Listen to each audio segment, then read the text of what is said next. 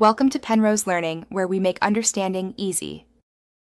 You start by confirming the laptop is powered and unlocked so the keyboard will accept input.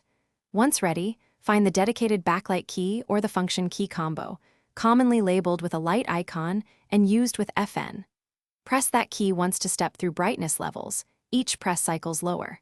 If nothing happens, make sure FN lock isn't active and the system isn't in low power mode. These first actions get you immediately into control of the backlight behavior. Once you've initiated the key, press it rhythmically to move through brightness stages until the backlight turns off. Make sure you hold nothing else. Quick presses prevent accidental modifier combinations. Many laptops have 3 steps: high, low, and off, so count presses mentally or watch the small on-screen indicator. If you see an LED or on-screen number, wait for it to update after each press. This precise cycling is the primary execution step to reach a true off state for the backlight.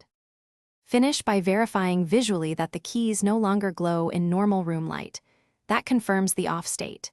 If the backlight persists, toggle FN lock and retest, then check the keyboard driver in Device Manager or the manufacturer utility. Drivers can override hardware keys. Once done, reboot and try the function key again. If it still won't switch off, boot into BIOS or UEFI to test hardware response. This troubleshooting tip fixes most stubborn cases without deep changes. Thanks for watching. If this was helpful, leave a like and consider subscribing. See you next time.